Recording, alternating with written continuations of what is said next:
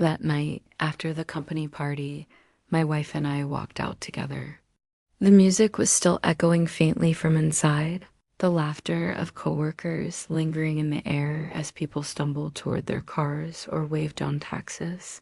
For everyone else, the night was ending with smiles, but for me, there was an unease I couldn't quite explain. We got into the taxi without a word. I expected her to say something, even a casual remark about the evening, but she just stared out the window. The silence between us was heavy, pressing down in a way I hadn't felt before. Normally, after parties, she would chatter about who wore what dress, who said something funny, or which of her colleagues had had too much to drink. But tonight, nothing. Her phone lit up in her hand once, twice, three times. She tilted the screen slightly away from me. I caught only a glimpse of a name I didn't recognize. Her lips pressed together, and she tapped quickly, as if hiding her words in plain sight. I tried to speak, to break the silence. "Did you enjoy the party?" I asked out. She gave me the kind of answer you give a stranger in passing. It was fine. No warmth. No follow-up, just fine. The rest of the taxi ride was filled with the hum of the engine and the faint buzz of her phone. She never once looked at me. I stared at her reflection in the glass, wondering how I had missed the signs, wondering if this was the moment. Everything I thought I knew about my marriage was starting to unravel. When we reached home, she went straight to bed. No conversation, no kiss goodnight. She rolled over, phone in hand, and within minutes her breathing steadied as if she was asleep. But I wasn't. I lay awake, staring at the ceiling, my chest tight with questions I was too afraid to ask Dot the next morning. I thought maybe I had overreacted.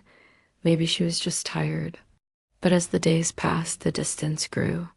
She avoided eye contact. She spent longer hours at work. She laughed less at home, but when her phone buzzed, her lips curved into secret smiles she never shared with me. I wasn't blind. I noticed. And the silence between us only confirmed what I didn't want to believe. One evening, I remembered what one of her coworkers had whispered to me at the party. He had pulled me aside casually, as though telling me a joke. But his tone was low.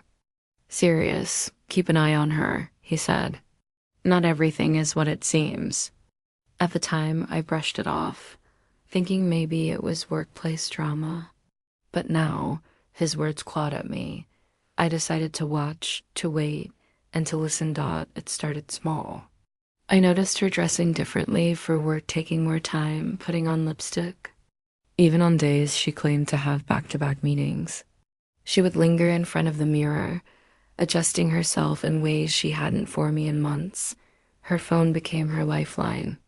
She clutched it like a secret, carrying it even from room to room. When I entered, she tilted the screen away. If I asked who she was texting, she snapped back, "Just work." "Why do you always ask? Always defensive. Always cold." I told myself I was imagining things, that maybe I was insecure. But the truth was there, in her silence, in her guarded smiles, in the way she avoided me as though being in the same room was unbearable. One night, I couldn't take it anymore. She had left her phone on the counter while stepping into the shower. The screen lit up with a message before I could look away.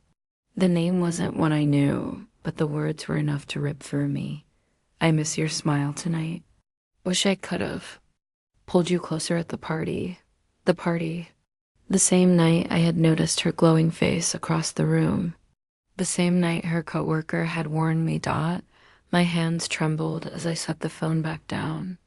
I didn't need to read more. The silence in the taxi, the distance, the whispers, all of it made sense now. She was with someone else.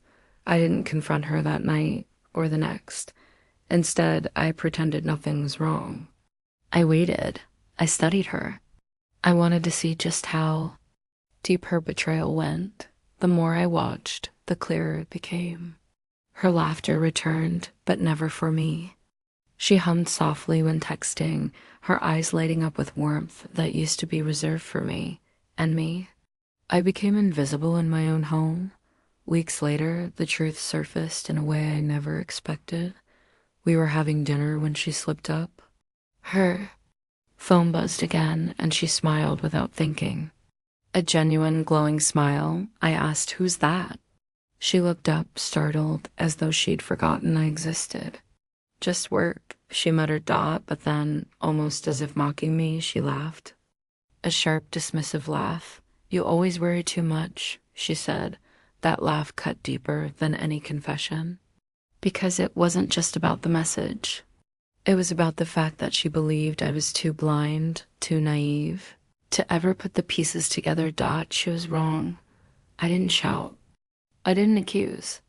I simply sat there, my face calm, my heart breaking silently inside.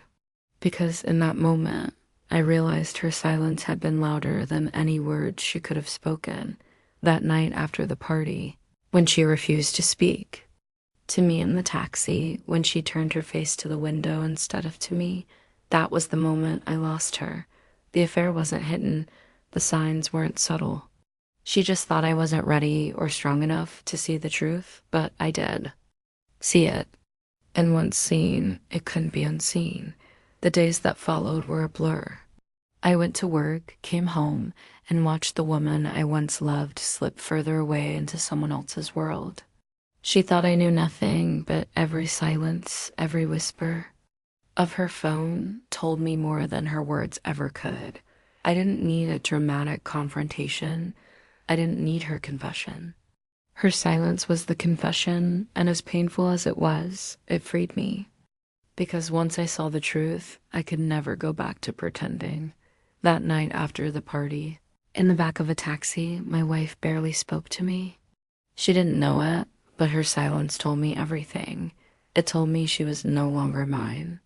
It told me her heart belonged to someone else. And though the truth shattered me, I realized something important. Sometimes it isn't the words that break you.